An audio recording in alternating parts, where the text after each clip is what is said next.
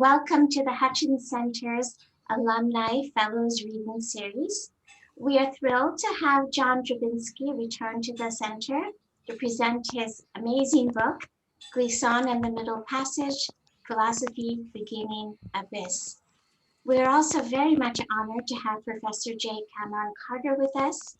He's professor and co-director of the Center of Religion and the Human and the Department of Religious Studies at Indiana University.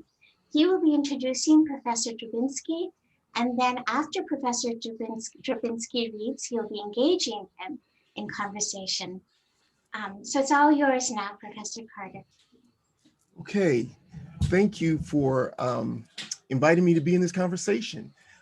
It's my honor and privilege to introduce Professor John Drabinski as he prepares and get ready to offer us a reading from his new text, Glissant and the Middle Passage, Philosophy Beginning, Abyss. I'm quite looking forward to this conversation because I've learned so much from this book already, and it's already been shaping a lot of my own thinking.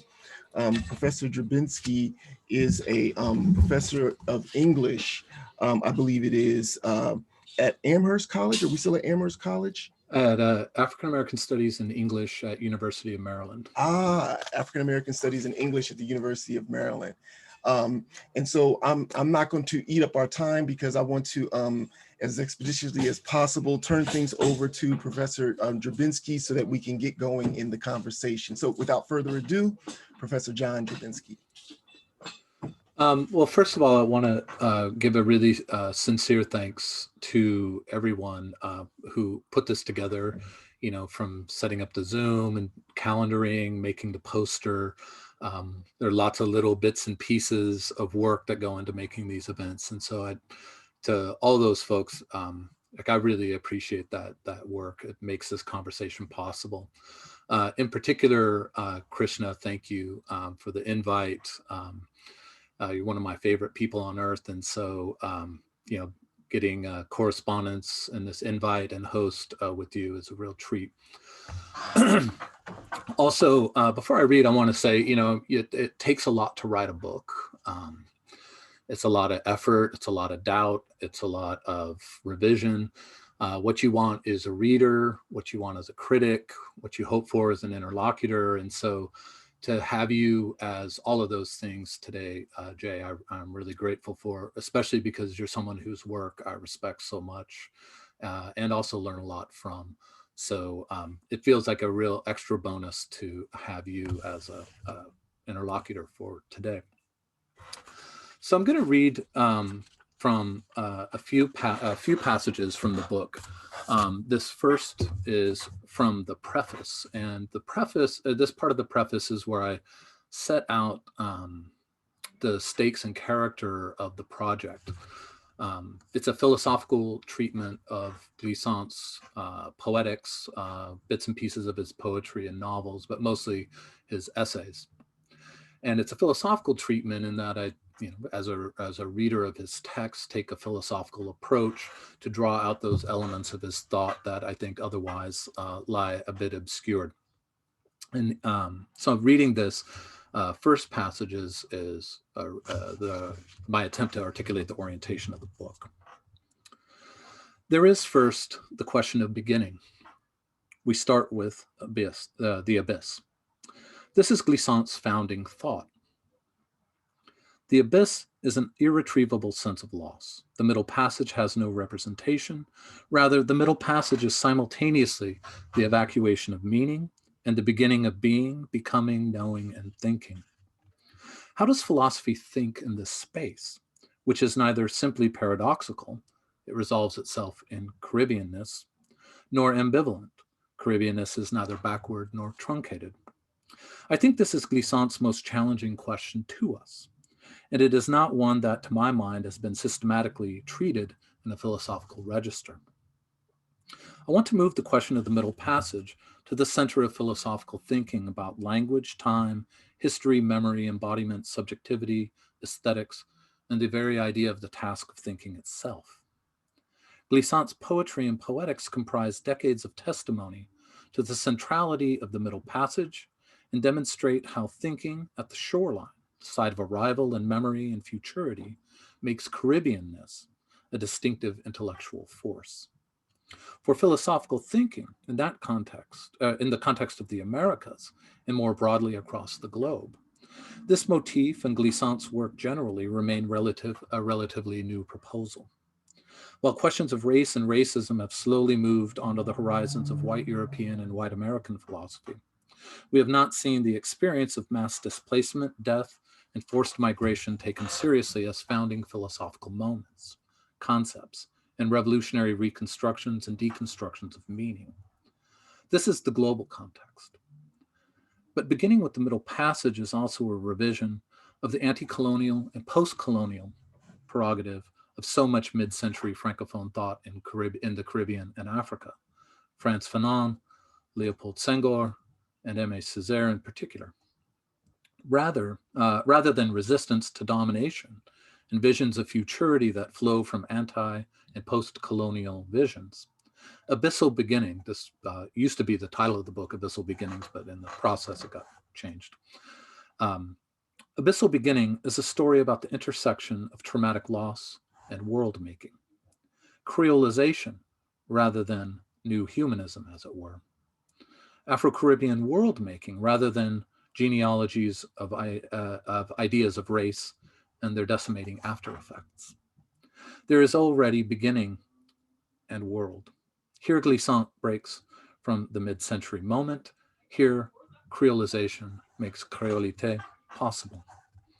In a certain sense, and broadly speaking, we could say that philosophy as such, understood as engagement with the conditions of knowing, being, and creating in the mode of the interrogative, has not yet fully reckoned with the transformative experience of trauma and its disruption of all conventional understandings of history, memory, and language. No matter the geography, the character of philosophy, especially in its white Western register, has in many ways aspired to be outside the vicissitudes of cultural and political life. That purity, which is its own kind of imperial cultural imagination and political conservatism, insulates much of philosophy from one of thought's greatest enigmas. How do we come to terms with the wreckage of history? Post-war Jewish philosophy has, of course, taken on this very question. After the Shoah, what remained for thinking? How do we think the remains, such as they are, of disaster? This is the question of trauma. But what is the philosophical significance of traumatic beginning in other geographies? For every reason, every thinking is geographic. We begin in place. Caribbeanness names beginning in the archipelago, a site of traumatic beginning and life after. What is the Middle Passage, thought as traumatic memory and traumatic after effect, after affect to philosophical thinking? So that's sort of orientation of the book. I also wanted to read what is essentially a follow-up on that passage from the first full chapter, which is on trauma and its relation to the past in Glissant's work. And I take up his poetry and as well as nonfiction that evokes Carthage. And in that, I see an implicit critical engagement with Walter Benjamin and Walter Benjamin's evocation of Flaubert in the Theses on Philosophy of History, about what we can know of the sadness of Carthage. And Glissant's sort of twist on that for me is this really important shift of the geographic experience of trauma and loss around the figure of Carthage. So this is from page 45, if it matters, of the book. The salting of the earth in Carthage signifies its oceanic meaning, its proximity to the sea as a history, here in North Africa as a supplement to its history, a great goodbye to the past sealed by the impossibility of fertility, loss of land by the dead, doubled by the death of the land, lost for even the memory of the dead. But Glissant's poem makes that key shift, a shift in geography, letting the salt of Carthage resonate and resound in the oceanic feeling of the Atlantic. The Atlantic, that is, as a site of loss that is also a homeland, an abyss that traumatizes as it gives. Water approaches, first washing of water on the Roman ship, the Mediterranean as a passage of mass murder. Water leaves, salt remains. Salt on the earth doubles the pain of genocidal violence. Water approaches, second, the washing of water on the slave ship departing, on the slave ship casting bodies overboard that then form the drowned archaeological non-site of the Middle Passage. Walcott's, quote, bone soldered by coral to bone, end of quote. Water on the slave ship arriving. The salt mine, the salty air, at every turn, a doubling of trauma and loss. Carthage moves across time. It is plunder and murder. That is, Carthage is traumatic loss and the abyssal question of what comes after. If salt mixes, Carthage is memory traversing, repeating on island and on continent. If salt mixes with the blood of the victim, the dead become a people, and the dead become a people. Then the bloodline is also salted, forever Carthage, but forever more than the post-Roman landscape. Europe does not make the imagination or the imaginary, a wound that does not heal, but a body that makes a world. Melancholy for sure, but it becomes something more.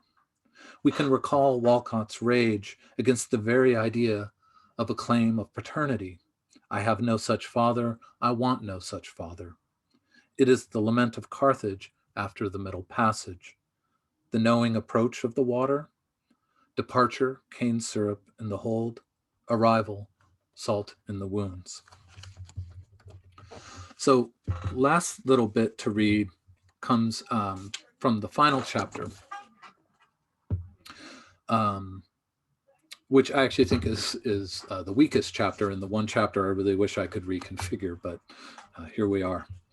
But this final chapter takes on a sort of a much more speculative question of what is an intellectual in Glissant's work that connects with some longstanding debates in Caribbean theory around national literature, sort of post-colonial theory broadly. What is national literature? What is the role of the poet? How does the word make world? And so on. Sort of religious resonance of the intellectual in the wake of loss and trauma. And I pick up here Glissant's work on the intellectual in the context of Grant Farid's notion of the vernacular intellectual, which comes from his book, What's My Name, which is a fantastic book. And I sort of rework that notion of the vernacular intellectual in Grant's book through Glissant and sort of see what the sort of mixture turns out. So I'll read, and this actually concludes the book. The originary community, the vernacular space of intellectual work, is the archipelago. Archipelago as figure, archipelago as regulative ideal. Archipelago of our already tumult world. Glissant's reflections on the intellectual and the foundations of Caribbean vernacular culture add a sense of motion and peculiar repetition to Farid's notion of originary community. This is a creolization of his phrase for sure, but it also importantly draws on an important qualifier Farid puts in front of community, originary. The origin, and so the ground of the originary, is critical for understanding both the shape and ethics of the originary. To what are we obligated as intellectuals, in what measure, and from what site and citation of history and memory? Glissant's reservation of the right to opacity, which surely informs the shadow and concealment structure of intellectual work, flows from the origin and the originary. It is fidelity, faithful to the people, to the community, embedded in that community and sustained by all the comforts and possibilities offered by Creole forms. Doing that work of what Walcott called the bitter juice that seems two halves of fruit, or the glue, the love stronger than loss, that bonds fragments together. Glissant's vernacular intellectual.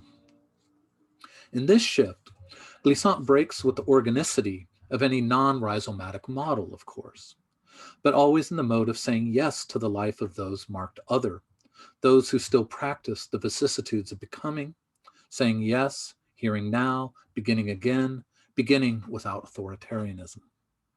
And so the vernacular intellectual in Glissant's conceptual scheme is in some ways the dismantling of the very idea of the intellectual, plural and disassembling to the point of non-return, a nomad whose work returns erratically to the jober, taking the role of storyteller. That decisive swerve and shift that repudiates paternal lines.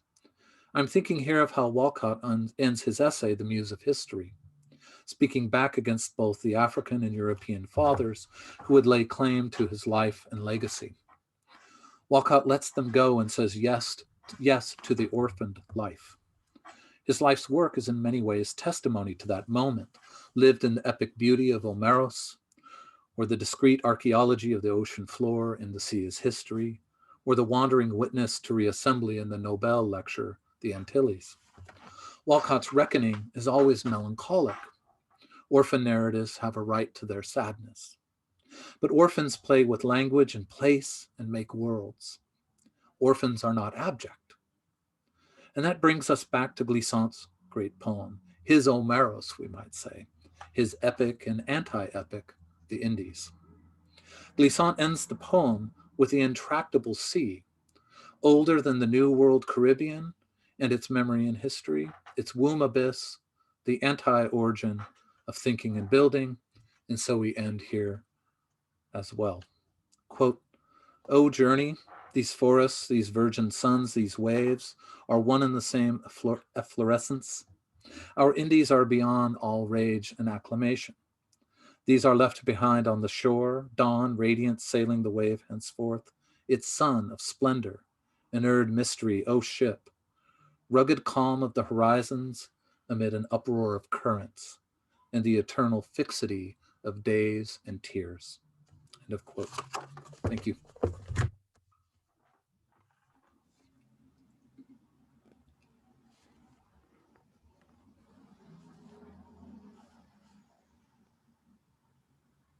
Thank you, John. Professor Carter, would you like to begin a discussion with Professor Drabinski? We can't hear you. Is this better? Much better. Thank you. Fantastic. Thank you very much. And thank you, John, for that reading. Those readings in many respects, I think, pinpoint and capture a number of things that I think are fruitful and worthy of expanding upon and of conversation. And I also want to just sort of say, as a philosophical meditation on Glissant as philosopher, this is a beautiful text. I mean, the writing, I think, is quite evocative. There's a certain poeticism to the writing as such. And again, I just wanted to commend the book just even on that level. That is to say, in some sense, the book is performative of the very thing it's reflecting upon as well. I think I want to start from where you end in your readings, and maybe we can go backwards to the beginning. And that is to say, the way you talk about the intellectual. In your comments, you even said that there's a certain kind of speculative nature to how you end in that last chapter, reflecting on the intellectual.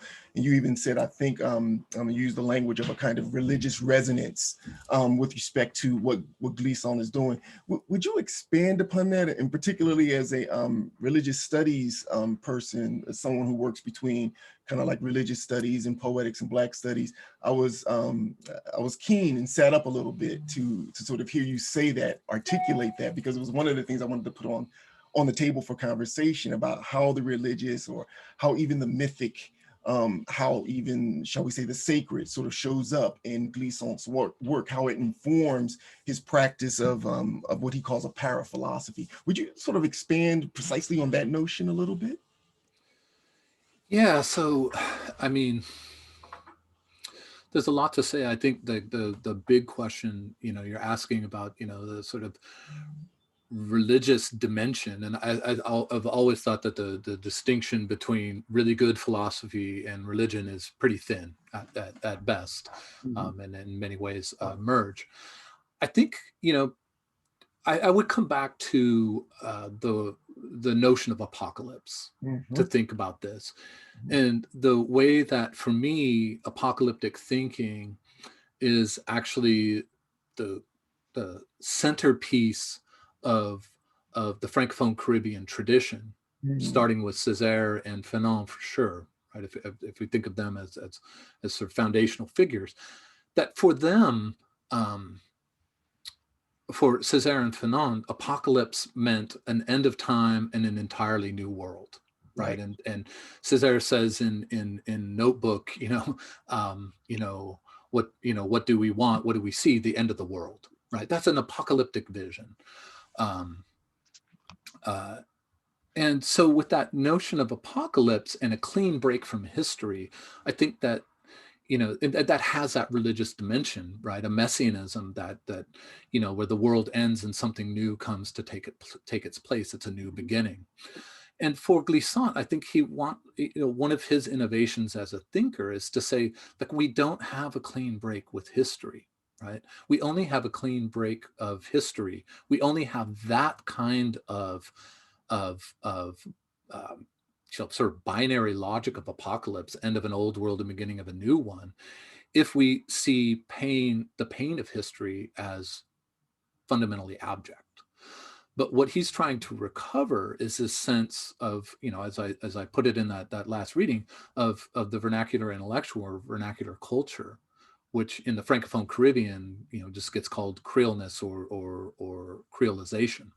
That this is the work of world making after apocalypse, at the very moment, for him, at the very moment of departure from Africa. So the most abject moment of this painful history is already a moment of world making for him. And that in his tracing this sort of logic of world making, which for me is linked to a notion of apocalypse, there's and maybe there's a better religious studies word for this, but there's this space in which there's a continuity even in the moment of break, right? A continuity that brings fragments with it and reassembles them to make a different world in the Caribbean, right? So this Caribbean specific story. But for me, what's so interesting about his notion of the intellectual, and what I think I didn't bring out well enough in the book, is that really for him, the intellectual is not the poet or novelist, right? The poet or novelist writes a sort of report, right, of the real intellectual, which is what, his term for the intellectual, and he shares this with Patrick Chamoiseau, is the jover, right? And that's just a Creole term for like a odd jobs worker, right? A person who works, to make a way in the world with what is available. And that for Glissant and for Chamoiseau, that's the intellectual foundations of the Caribbean, right? Is from the very moment of arrival on the shoreline, it's about making a world out of these fragments. And again, to evoke Walcott, who's a sort of shadow figure in the book, that those fragments are assembled not to resemble the old world, but to make a new world that is whole and beautiful and sustaining of all aspects of life. And so for me, that has that religious resonance of apocalypse and world making after the sort of end of a world, but also this interesting sort of notion of not the grace that comes from the great thinker, right, but the grace of everyday people and everyday language, names for things, right? Names for relations that themselves can't be traced to any place other than here being the Caribbean. Yeah, nice. That was just it was a kind of beautiful rendition. I mean, because it almost like bookends another theme that so central to this argument that it arises to the level of the subtitle, which is to say beginning. Right, we just talked about apocalypse, but the book in many respects is sort of thinking the kind of entanglement, so to speak, conceptual entanglement between beginning and apocalyptic apocalyptic ending, right? That makes us wonder then about Genesis, right? So there's like the question of Genesis and the question of apocalypse, and how these both kind of like come together through the figure of middle passage. And the notion of fragment. So would you mind like kind of speaking to this issue of the fragment and the way fragmentary thought works here? I think you pick up on this notion of archipelagic thinking. And Glissant he's doing important work in this regard, but he's not the only one in many respects. Of course, yeah. Thinking about Sylvia Wynter, who's also sort of an archipelagic thinker. But would you say something about how archipelagic thinking, so to speak, works for Glissant, and how this represents a kind of mode of Black thought as such, a mode of thinking that does not, shall we say, need to buttress itself, right, by way of a kind of move through continental thought, but rather this is truly the thinking of some sort of alternative. Yeah, so, I think there are a handful of figures who sort of operate on the edges of this book, and it's hard to write a single figure book when you keep reading and you want to put everybody back in there. One is Derek Walcott and certainly Camel Brathwaite, but I think as much as anyone, the real unnamed or under theorized figure in this is Antonio Benitez Rojo, and this notion of the repeating island, especially the introductory and concluding pieces to that text. And so this idea of, what does it even mean to say Caribbean? Right? I mean, that itself is an odd word because it's a name for unity, but it's a name for a unity of islands whose histories are not in any way the same, right? Sure, there's the shared experience of conquest, genocide, and repopulation through plantation slavery, the slave trade, colonialism. These are formal, political, and they have deep epistemological effects, of course, continuities. But, the histories of each island are so diverse, right? In terms of the internal struggles, in terms of who colonized which island and how those colonial policies, changed the sort of features of various parts of that island or that nation's life. So how can you talk about a continuity and difference at the same time? And I think that's what the idea of archipelagic thinking is really about. It's about how do we piece together a story about identity and difference at the same time. Right. And one of the things that really has to push against, and this is where I think it's important to periodize somebody like Glissant, but also, Sylvia Wynter, Benitez Rojo, and so on, is that moment of a post-negritude movement. Because one of the things that negritude does as a movement is address this discontinuity or this differentiation with a sense of unity, which is a form of continental thinking, right? Just the continent of Africa rather than the continent of Europe. But it's a continental thinking that Glissant juxtaposes his own work to say, we have to embrace that sort of chaos of difference, right? In order to really reckon with the particularity and peculiarity of the Caribbean experience, that the experience of the repeating island, right? That way the island repeats while also differentiating across the archipelago. And so for me, what's interesting is to think about identity and difference together. Typically, I think the default mode is to think about that as a paradox, right? Or a contradiction. And maybe you just say that's just a contradiction. And it just sort of sits there as this thing that dissembles any claims, right? A sort of deconstructive move that you might get, from Derrida and related sort of thinkers in Europe. But Glissant goes a very different way in that sense of world making, what I kept talking about in the passages as world making. To say that notion of identity and difference and differentiation comes out in the chaotic formation of Creole culture and language, right? That if you think about, what is Creole language in the Caribbean? Well, it depends on the island, right? Yet Creole language, right, is something that repeats across islands. And what goes into the composition, right? It's not a simple map or equation.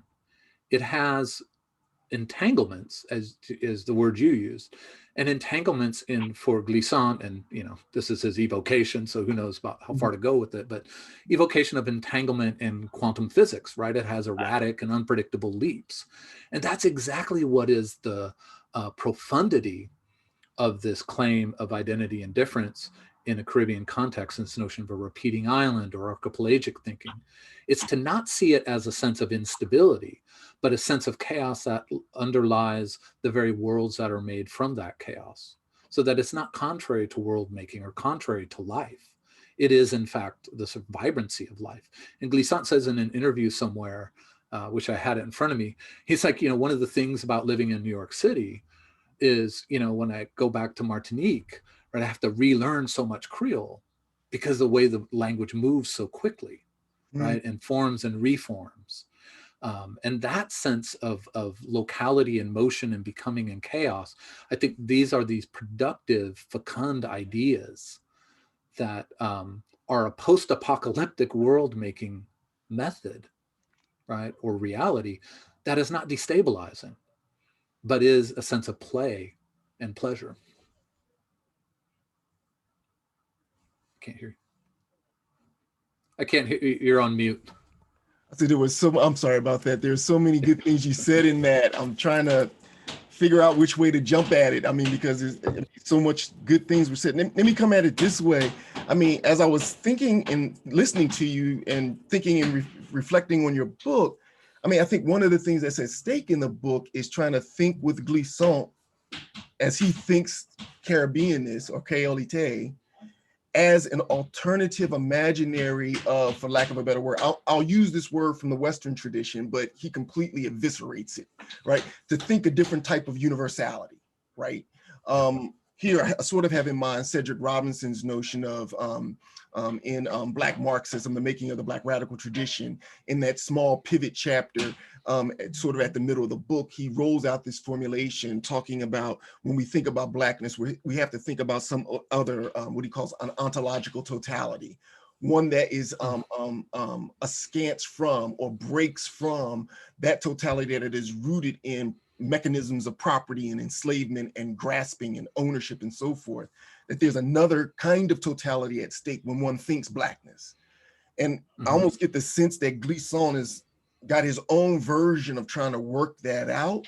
And so I'm interested then in how this notion of tout monde, like kind of like is a way to like bring together so many of those threads you just pulled out, and also echoes of perhaps a kind of wider Black diasporic, Afro-diasporic tradition of trying to think, even if it doesn't use the word archipelagically, but certainly to think a different mode of the totality. Yeah. I would say, in terms of linking, these, what are for Glissant specifically, I mean, it's not out of necessity, but I think his own sort of humility of his claim, right, really linking his work to the Caribbean experience, but sort of moving it, in a broader diasporic, at least Black America's context. I think the relationship of Glissant's work to Africa is a fascinating one. That's really something under theorized in the book. Mostly just it's over my, like, outside my specialty, right? I don't want to make claims that I can feel confident about, but I think moving that way across the Atlantic is really interesting. But moving into a sort of North American context, right, and thinking about the United States, one of the things I come back to and is sort of part of my current writing is thinking about both Albert Murray and Ralph Ellison talking about the blues aesthetic. Because for them, it's like the blues aesthetic, they want to remind you that, or they want to remind the reader that blues music is not just about abject sadness. I mean, it's absolutely about that. And, the history of the United States for African American, it's fine to have a music about abject sadness, but that abject sadness is also, played, and you go and you dance to it, you drink to it, you fight to it, you eat listening, you sit and contemplate, these are the best artists of their day engaging in these forms. So there's an appreciation in Murray and Ellison, Hurston, others, there's an appreciation of that complexity of that reckoning with pain, right? That it's not going to just be a sort of mirror to abjection, but it's about all these other things. But then I really like, Murray goes deeper than that. And he's like, look, Bessie Smith is not just making music for us to think about artistry and genius, but also about pain and suffering and everything in between. But she's also, he says, she's a priestess, right? She brings divinity into this space in which there is not supposed to be any grace, in which there is not supposed to be any spark of transcendence. And she brings it right into the space that her music makes. And that can be anything from a barrel house, in Greenwood, Mississippi, right, where people are fighting and dancing and hooking up, having a night out, right, to, the way that musical form changes gospel music, right, or changes, African-American vernacular speech, so all these ways in which that music spreads to bring a sense of grace and transcendence in the midst of suffering, but also in the midst of human community and world making. And so for me, that's sort of where I move that sense from Glissant, right? And so that ends up moving, I think, away from, for better or worse, right? Moving away from questions of sort of Blackness, politics, and into the relationship between aesthetic formations, culture making, and the production of worlds that make life outside of interracial space, because that interracial space is so fraught and terrifying, right? It needs its own language. But then there's this other world. And to use a Baldwin quote from Many Thousands Gone, he says, he's critiquing Richard Wright. He says, Richard Wright, imagines all Black life is lived in relation to white people. But what about, and this is his phrase, what about that relation Negroes bear to one another? And I think Glissant is onto that. I think, Ellison, Hurston, definitely Albert Murray, who I think is really underread, are onto this. And that's where I make these sort of connections between Caribbean thought along the lines of Glissant and North American. Yeah, those connections I think are fascinating. It reminds me of some of the moves that are made by R.A. Judy in his new book Sentient Flesh, right? And a figure who's in the background, very much so, of that book is Glissant, precisely on this point, where or even I'm thinking of the new book by Kevin Quashie just came out where he's trying to basically think about Black life as its own kind of, shall we say, internal world. To your point, Blackness is not merely given in a relationship to white people, right? And therefore structured through an antagonism, but rather there's a kind of internal fullness that marks it as such, and that must needs to be thought on its own terms, right? And so I guess what I'm getting after is the degree to which the kind of imagination that Glissant is giving us can be put into a kind of wider kind of diasporic framing, right? And also in relationship to this question of how we think the archipelago as really, in some sense, giving us a different imagination of what even world means, where something like chaotic generativity is what it's all about, and that chaotic generativity is given in these kind of practices at the crossroads, right? These kind of practices at the crossroad that are also the practices of everyday making a way out of no way, right? And again, I mean, this reference to Bessie Smith as a priestess precisely in this regard, right? As sonically making worlds, right? That we can, both mourn in and dance within, I think is absolutely fascinating. And it's beautiful just to sort of see in Glissant a similar kind of register. Now, let me ask another question as well, given this, because this strikes me then as a very different way of doing philosophical work. Early on in the book, you're keen to position what Glissant is doing as offering up some other alternative to what philosophical thinking can even be.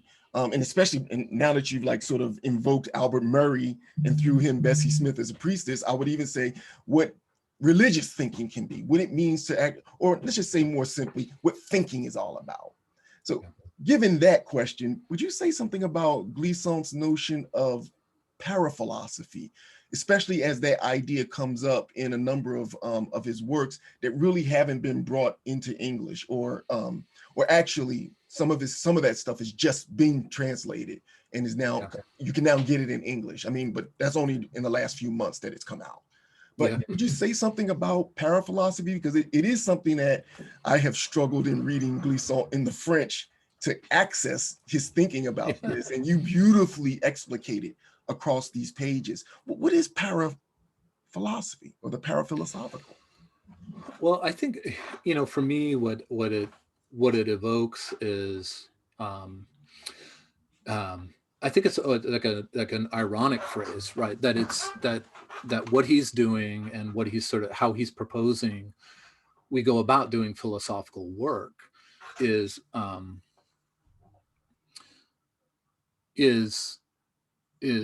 a sort of parasite on, you know, play on the parasite part of para, a sort of parasite on what we might imagine philosophy is, a sort of conventional Western European tradition of discourse, argumentation, and so forth, and that ideas sort of generate themselves out of conversation with other ideas. And what I think he's tapped into in this notion of paraphilosophy is to get, and I know I'm repeating myself a little bit, but to get at the fact that if philosophy is about making sense of the world and our place in it, right, our mistake would be to think about that happening in the works of a sort of, you know, who is the Caribbean Descartes, right? Who is the African-American Kant, right? And instead saying like, look, you know, vernacular culture is theory. It's not separated from theory, right? And what separates it from theory is a commitment to the abjection of the people who are making these vernacular cultural objects, right? That one would imagine as, you know, many critics, even critics who really loved Bessie Smith, as a sort of primal force. I mean, Angela Davis has some amazing stuff in her Blues Legacies, Black Feminism book on exactly this, about the reception of Bessie Smith and Ma Rainey, and then even later Billie Holiday. You know, instead of seeing them as sort of, you know, fumbling with or being interpretable with ideas, instead as philosophical events. And so what one really has to do is understand that philosophy is taking place in these places that philosophers have typically thought you go to interpret rather than to read. And that's very different, right? Interpret, like lay over a philosophical thing that makes this object philosophical. But instead, the object is already philosophical, because what is it? It's something that makes a world for a group of people and makes forms of knowledge and ways of being possible. I mean, if you think about the blues aesthetic in Hurston and Ellison and Murray, it doesn't emerge as a sort of interesting thing that they've laid over with a pre-existing theory. It is instead their way of saying, like, this is a whole form of African-American life, right? That this blues aesthetic is part of religion, is part of cuisine, is part of speech, it's part of ideas, it's part of novels, it's part of love, it's part of understanding death. So it's comprehensive. I mean, that's what philosophy is. So I think that notion of paraphilosophy is tapping into that, sort of redirecting us towards different objects, right, than philosophy would typically have been preoccupied with. And saying, you know, it's not learning how to lay philosophy over these, but it's learning how to see differently. But in that learning how to see, for those who are a part of that world, right, they already know that.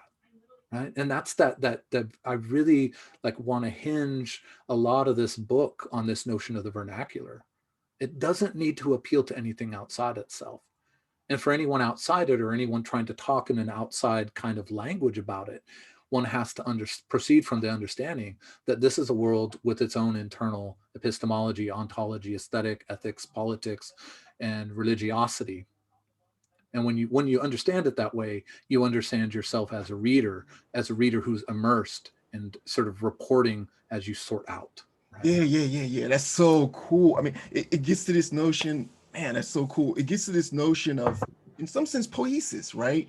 And Yeah. what, in this sense, what the poetic is, right? The poetic is to render, um, to think within a world that is already given, right? And not to understand oneself as merely dependent, right, upon destructive forces or something like this, right? I think this is like so important. And for me, it also gets to this notion of the way you follow Glissant and talking about what middle passage is and what abyss is. Would you like kind of link this up with middle passage and abyss? Because I find it really fascinating here. Middle passage here is not reducible to a scene of, use your earlier language, a scene of abjection and mere loss. But it is that, but it's irreducible to that, right? It's exceeding even that. And even the notion of excess here, I think, is worth kind of like speaking to and massaging forward. Would you sort of speak to those things about how is it that Glissant is thinking about middle passage? How is he thinking about abyss, loss, and then maybe even if you can connect it up with excess and his particular way of thinking as excess? I would love that you talk about that. Yeah, what's interesting to me in terms of the trajectory of the Caribbean intellectual tradition that Glissant's a part of. I mean, it's a multiple tradition, but the part that he is sort of engaged in, not sort of, that he's engaged in, right? The middle passage, it was actually a secondary or if at most concern, right? What was really concerning to, Césaire and Fanon, I mean, they're the biggest names, René Menil as well, was colonialism. And colonialism and the middle passage are different questions, right? They're related, obviously, historically and genetically. But for Glissant, this is part of, I think, the poet's imagination, is to think about, what would it mean to, this is not the way he puts it, but this is maybe a way of casting it. It's like, what would it mean to imagine the middle passage as the forced migration of human beings, not property, of human beings from Africa to the Caribbean? And once you introduce that notion of humanity, right, keeping it sort of formal or abstract, one can't imagine this moment of the middle passage as simply being loss and nothing else, and leaving a sort of infra or subhuman remainder on the islands, right? And so the middle passage is important for Glissant in terms of loss because it marks for him a total break with Africa, right? That there is no sort of Africans in the Americas as Africans, right? What you have are people of African origin in the Americas trying to figure out, like, what does it mean to arrive here? And so one of the ways I talk about this, the beginning of the book, is shoreline thinking, right? That arrival on the shore, when one has to begin again to begin thinking, right? And that beginning thinking and beginning again is about what remains from Africa and how do we make a world on the plantation. So the plantation, in the book and in Glissant's work with a capital P, it's a critical concept. It's not an historical phenomenon, right? It's a critical concept. It's a space of mixture, and it's a space not just of survival, but it's a space of people learning how to become a people, right? How to form a sense of community that's beyond the people in their immediate presence, and instead about how to form a world and sense of community that expands beyond that. And so I think the middle passage is about break, but it's also about break that breaks apart and leaves things on the shore. And those things left on the shore get worked by humans over centuries. And that's really, in the end, what it means to think about the middle passage as the transport of human beings rather than property.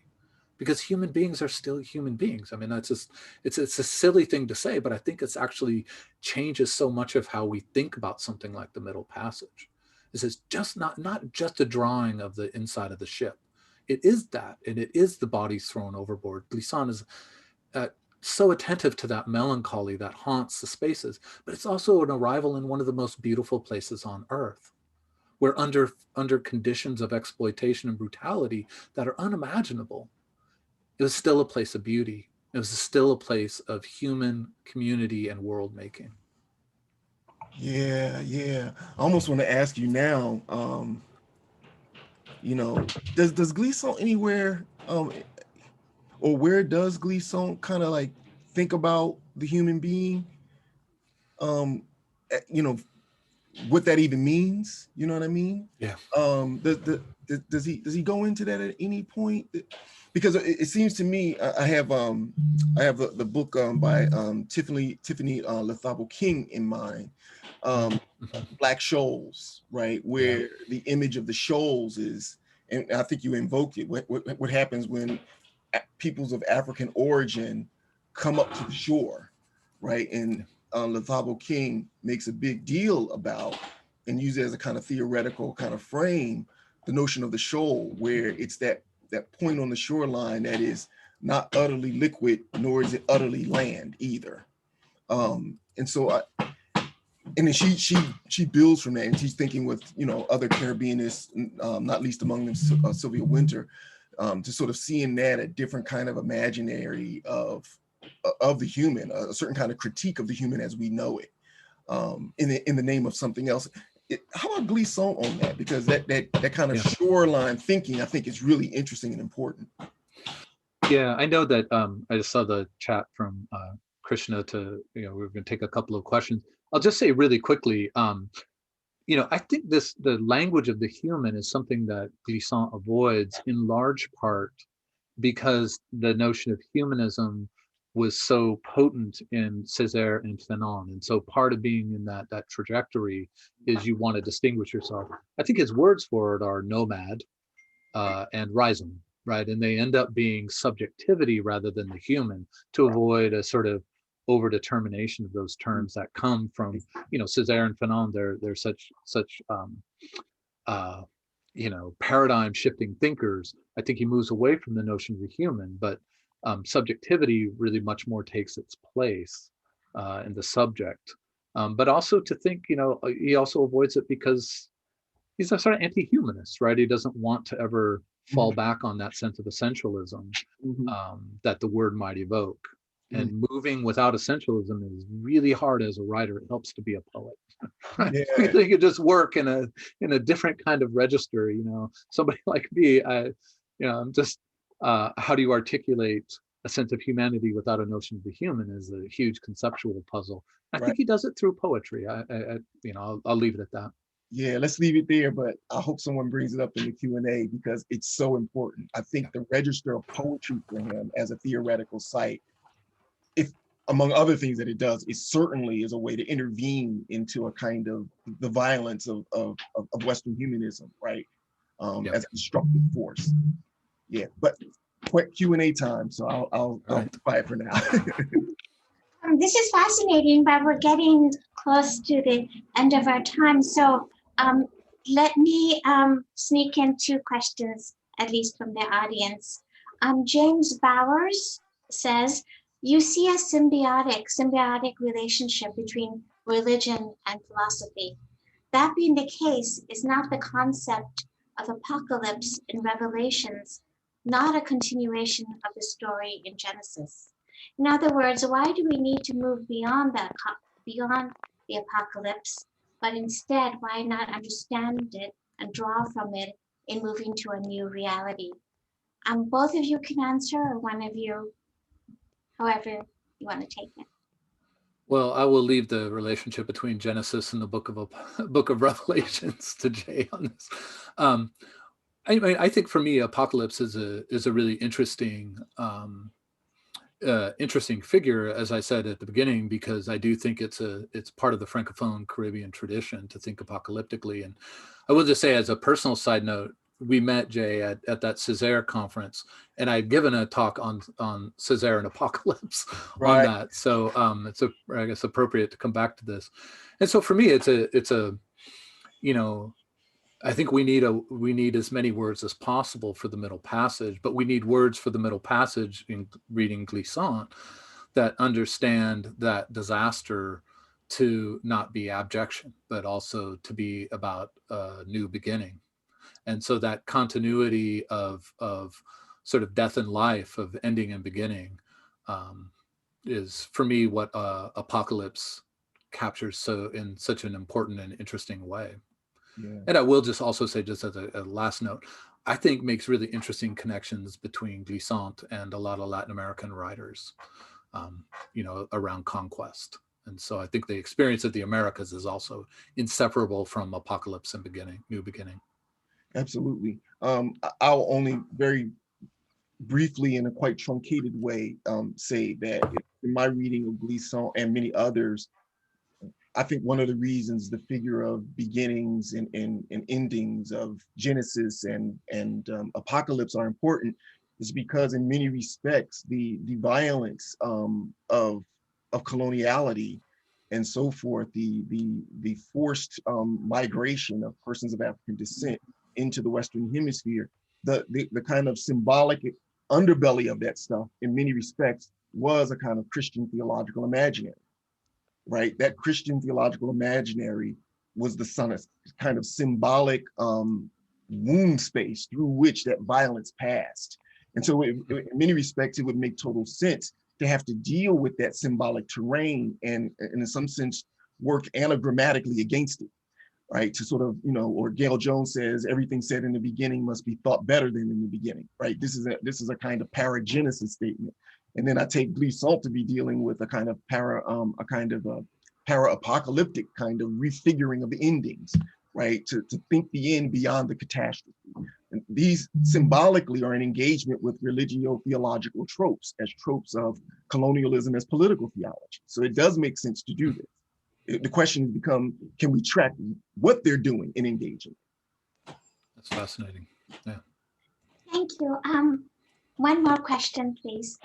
Christopher Harris says, thank you for the great talk and conversation.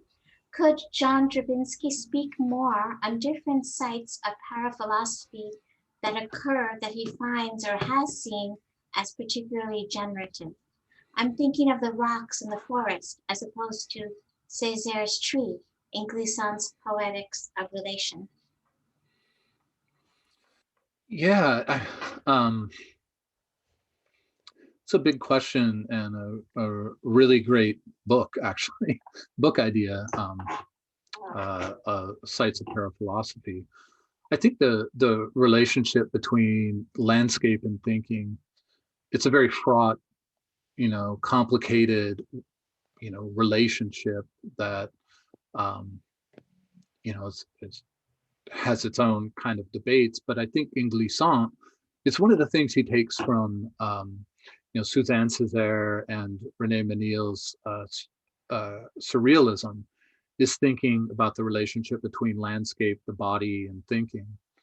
And so for me, you know, there are so many moments in Glissant's, even in his critical essays, not just his poetry. I mean, obviously his poetry is full of this, but when Glissant anchors his philosophical formulations in a description of landscape, I think maybe my favorite passage in all of the books I've ever read comes right at the end of the opening section of Poetics of Relation, where Glissant is talking about the beauty of a boat race right off the shore.